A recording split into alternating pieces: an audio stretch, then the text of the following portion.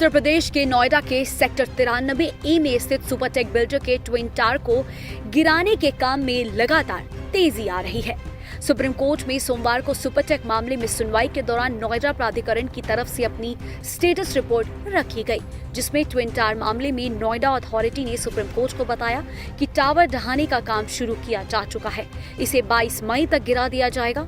Noida authority की जानकारी के बाद सुप्रीम कोर्ट ने नोएडा प्राधिकरण के हलफनामे में बताई गई समय सीमा का पालन करने को कहा है।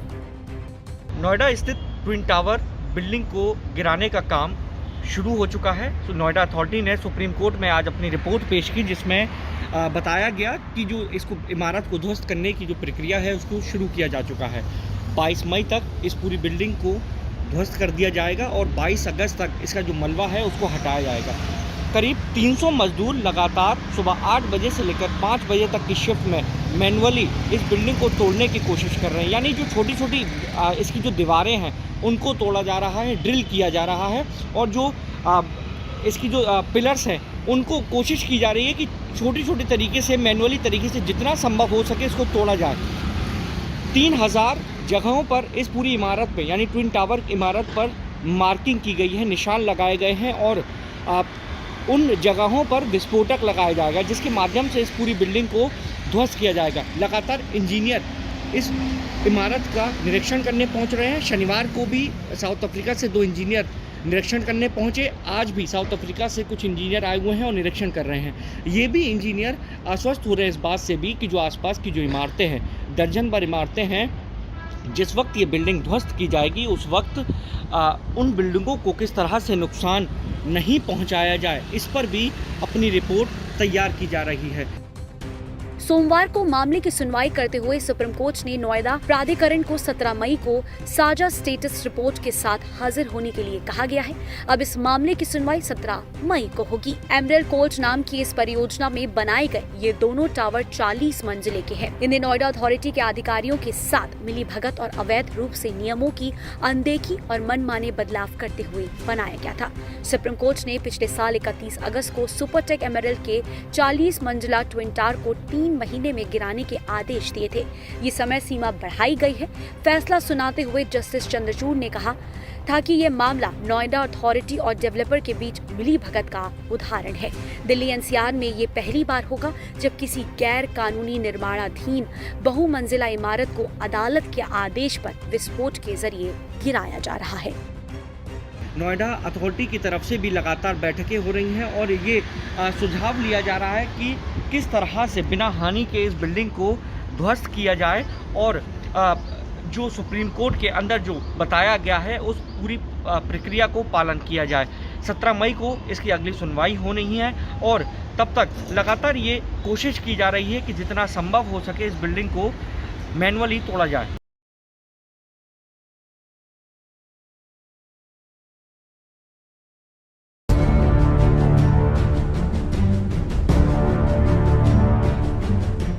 यूक्रेन और रूस के बीच लगातार जंग जारी है। ये युद्ध हर बीतते दिन के साथ घातक होता जा रहा है। दोनों देशों की सेनाएं हार मानने को तैयार नहीं है।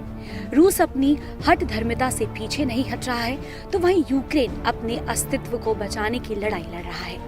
वहीं इन सब हालातों के बीच भारत के लिए इस समय सबसे बड़ी चुनौती यूक्रेन में रह रहे भारतीय नागरिकों की वतन वापसी कराना है, जिसको लेकर मिशन गंगा चलाया गया है। लेकिन यूक्रेन रूस युद्ध की वजह से उसमें भारत को काफी परेशानियों का सामना करना पड़ रहा है। वहीं इस बीच यूक्रेन में शरणार्थी की तरह बंकरों में रह रहे भारतीय छात्रों से मारपीट की भी खबरें सामने आ रही हैं। कांग्रेस नेता राहुल गांधी ने इससे जुड़ा एक वीडियो शेयर करते हुए केंद्र सरकार को निशाने पर लिया है। वीडियो में साफ तौर पर देखा जा सकता है कि आर्मी भारतीय छात्राओं को बेरहमी से मार रही है। राहुल गांधी ने इस वीडियो को शेयर करते हुए लिखा, इस तरह की हिंसा झेल रहे भारतीय छात्रों और इन वीडियो को देखने वाले उनके परिवार के प्रति मेरी संवेदनाएं हैं। किसी भी अभिभावक को इससे नहीं गुजरना चाहिए। भारत सरकार फौरन इन्हें वहां से निकाले। वहीं यूक्रेन में अलग अलग जगहों पर फंसे भारतीय छात्र के वीडियोस सामने आ रहे हैं, जिसमें वो किस तरह की परेशानियों से गुजर रहे हैं साफ तौर पर देखा जा सकता है। हम सारे डनिपर के स्टूडेंट हैं। हम यहाँ चर्नोवित्सी में पिछले 4 दिन से कीव से लिविव, फिर डनिपर, और यहाँ से भागते हुए चन्नविसी आए हैं और यहाँ पे हमें कोई हेल्प करने वाला है। हमारी प्रेजेंट लोकेशन है स्ट्रीट एमिन्स्काया 2 और हम यहाँ पे फंसे हुए, ना हमारे पास पैसे हैं ना कुछ भी है, खाने वाने का कोई रिसोर्सेज नहीं है। और हम यहाँ पे बताइए हम यहाँ बॉर्डर कैसे क्रॉस करें? बॉर्डर भी क्लोज हो जाता है रात के 8 बजे से पहले। ये इतने स्टूडेंट है जो भी हैं, यहाँ पे 21 स्टूडेंट है जो फंसे हुए हैं हमारे साथ, बाकी वो पीछे हैं सारे। इसके साथ ही कुछ छात्रों ने वीडियो शेयर कर आरोप लगाया कि यूक्रेन की इंडियन एम्बेसी ने उन्हें बॉर्डर पर आने के लिए तो कह दिया, लेकिन बॉर्डर तक कैसे पहुंचा जाए इसको लेकर कोई मदद नहीं दी। इंडियन एम्बेसी में ये इनका नाम दिखा देते हैं आपको, Vikram Kumar. We are calling them and he is continuously rejecting our calls, जबकि हम लोगों ने इनको रोमानियन बॉर्डर की वीडियोस भेजी हैं जहाँ पे लड़कियों को बेरहमी से मारा जा रहा है। और इन्होंने अभी दोपहर में ही हम लोगों को बोला है कि कीव के बच्चे जितने भी निकल पा रहे हैं ट्रेन से निकल जाएं बॉर्डर्स पे।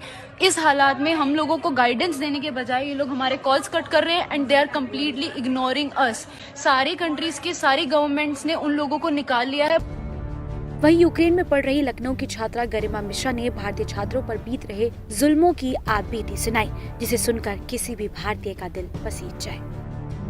जो बच्चे यहाँ से निकले हैं कीव से बाई कैब और बाई बस, उनको रशियन पीपल्स ने, रशियन आर्मी ने पहले स्टक किया, उन पे फायरिंग करी और उनकी लड़कियों को लेके, उन इंडियंस लड़कियों को लेके गए, पता नहीं कहाँ लेके गए, ये किसी को कुछ नहीं पता, सिर्फ लड़कियों को, और लड़कों का कुछ पता नहीं है। सेकंड थिंग, ये रोमानिया बॉर्डर में अभी हमें वीडियोस मिल रही है, उन वीडियोस में दिखाया जा रहा है कि रोमानियंस आर्मी वहां पे उन्हें मार रही है और उनके साथ बहुत ज्यादा बदतमीजी कर रही है। तो प्लीज अब कहाँ गए? हम तो मूवीज में देखते थे ना, योगी जी, मोदी जी, जो भी है, प्लीज हम वीडियोस देखते थे ना, हमें बचाया जाता था, ऐसे हमारे अंदर ये रहता था कि हमें बचा लिया जाएगा, बट अभी हमें नहीं लगता कि हमें कुछ बचाया जाएगा। शायद पता नहीं हमारे साथ क्या हो। गौरतलब है कि यूक्रेन में फंसे भारतीय छात्राएं और छात्र किसी भी तरह से वहां से बाहर निकलना चाहते हैं, लेकिन उन्हें कई परेशानियां झेलनी पड़ रही हैं। कई स्टूडेंट्स बॉर्डर पर अटके पड़े हैं। सरकार उन तक पहुंचने की कोशिश तो कर रही है, लेकिन बमबारी रूसी गोलों की वजह से उन तक नहीं पहुंच पा रही।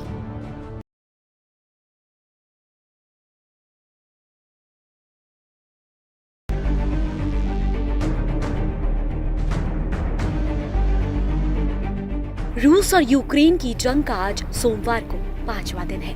यूक्रेन की राजधानी कीव और खार्किव शहर पर रूसी सेना के हमले लगातार जारी हैं। रूस ना ही पीछे हटने को तैयार है और यूक्रेन भी हार मानने को तैयार नहीं है।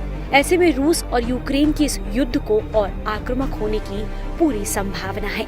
रूस और यूक्रेन के बीच जारी युद्ध और इस युद्ध से बने हालातों पर भारत सरकार की भी पूरी नजर है, जिसको लेकर पीएम मोदी लगातार बैठक कर भारत के इस मामले पर स्टैंड और भारतीय छात्रों को यूक्रेन से अपने वतन वापस कैसे लाया जाए इसकी रणनीति बनाने में लगे हुए हैं। इसी को लेकर प्रधानमंत्री मोदी ने सोमवार को भी एक उच्च स्तरीय बैठक बुलाई। यूक्रेन संकट पर बुलाई गई पीएम मोदी की हाई लेवल मीटिंग में बड़ा फैसला लेते हुए तय किया गया है कि सरकार के 4 मंत्रियों को यूक्रेन के पड़ोसी देशों में भेजा जाएगा, जो भारतीय लोगों और छात्रों को निकालने में मदद करेंगे।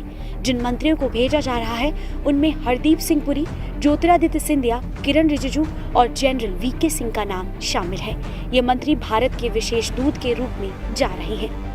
इनको वहां भेजने का फैसला इसलिए लिया गया है ताकि वहां भारतीय नागरिकों को हो रही दिक्कतों को ऑन स्पॉट दूर किया जा सके। वहीं रूस और यूक्रेन के बीच बढ़ते विवाद के बीच संयुक्त राष्ट्र महासभा ने एक आपातकालीन बैठक बुलाई। 4 दशकों में पहली बार यूएनएससी ने यूक्रेन पर यूएनजीए में विशेष सत्र बुलाने का फैसला किया। इससे पहले यूक्रेन संकट पर आपातकालीन मीटिंग बुलाने को लेकर सुरक्षा परिषद में वोटिंग हुई, जिसमें भारत, चीन और यूएई ने एक बार फिर मतदान की प्रक्रिया से खुद को दूर रखने का फैसला किया। यूएन में भारत के प्रतिनिधि टीएस त्रिमूर्ति ने कहा, हम हिंसा को फौरन रोकने और दुश्मनी को खत्म करने की अपील करते हैं। वहीं भारत ने अपने छात्रों की वतन वापसी को लेकर चिंता जताते हुए कहा कि सीमा पार से संघर्ष और ऐसे हालातों से यूक्रेन में रह रहे भारतीयों को वापस लाने में काफी दिक्कतों का सामना करना पड़ रहा है। इन हालातों को ध्यान में रखते हुए भारत ने मतदान से खुद को बाहर रखने का फैसला किया। भारत वोटिंग से दूरी इसलिए बना रहा है क्योंकि भारत का स्टैंड इस पूरे विवाद पर न्यूट्रल है। भारत के संबंध रूस और अमेरिका दोनों से ही काफी अच्छे हैं। ऐसे में किसी एक देश का समर्थन करना ये भारत के हित में नहीं होगा।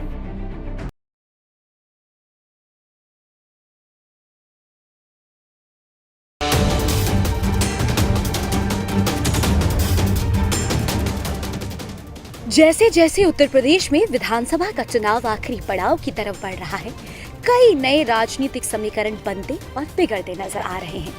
यूपी के राजनीतिक मैदान में एक सवाल खूब पूछा जा रहा है कि क्या बीजेपी की दोबारा सत्ता में वापसी होगी या फिर समाजवादी पार्टी 5 साल बाद फिर से सरकार बनाती दिखेगी। इन सवालों के बीच चुनाव के 5 चरण बीत चुके हैं। अब तक 5 चरणों में 292 सीटों पर मतदान हो चुका है। बचे 2 चरणों में 111 सीटों पर वोटिंग होनी है और इन सीटों पर प्रधानमंत्री नरेंद्र मोदी से लेकर योगी आदित्यनाथ के कंधों पर ही बीजेपी की उम्मीदों का भार टिका हुआ है। पीएम मोदी भी इस बात को अच्छे से जानते हैं। इसी को लेकर पीएम मोदी लगातार ताबड़तोड़ रैलियां कर रहे हैं। सोमवार को भी पीएम मोदी ने महाराजगंज में जनसभा को संबोधित किया। पीएम मोदी ने इस दौरान रूस और यूक्रेन के बीच जारी युद्ध पर भारत की अहमियत लोगों को बताई। दुनिया इस समय बहुत सी चुनौतियों से गुजर रही है। इन हालात से कोई भी अछूता नहीं रह सकता। अमीर हो, गरीब हो, किसान हो या मजदूर, व्यापारी, कारोबारी या कर्मचारी, दुनिया के हर नागरिक पर किसी न किसी रूप से इस पर असर पड़ता ही है। ऐसी स्थिति में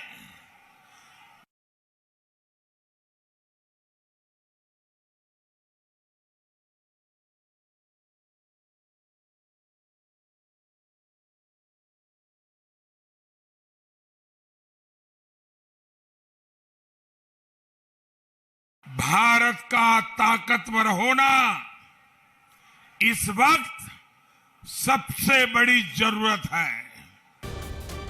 वहीं इस दौरान पीएम मोदी ने विपक्ष पर खास तौर पर समाजवादी पार्टी पर जमकर निशाना साधा। पीएम मोदी ने पिछली सरकारों पर विकास से परे सिर्फ अपने परिवार के लिए काम करने का आरोप लगाया। साथियों, गौर परिवारवादी जब सत्ता में आते हैं तो भ्रष्टाचार के जरिए अकूत संपत्ति बनाते हैं। वो खुद के लिए, अपने कुनबे के लिए नोटों के ढेर लगा देते हैं। इन परिवारवादियों की कोशिश रही है कि सारी सुविधाएं, सारे साधन उनके परिवार के लोगों के पास ही रहे। वो गरीब की परेशानी कभी नहीं समझते, गरीब की तकलीफ कभी नहीं देखते। गौरतलब हो कि यूपी में 6वां और 7वां चरण का चुनाव अन्य चरणों से अलग है। 6वां चरण जहां सीएम योगी के गढ़ गोरखपुर और आसपास के जिलों में होना है, वहीं 7वां चरण पीएम मोदी के संसदीय क्षेत्र वाराणसी और आसपास के जिलों में होना है। ऐसे में क्या आखिरी के चरणों में सीएम योगी और पीएम मोदी का जादू चल पाएगा या नहीं, ये देखना दिलचस्प होगा।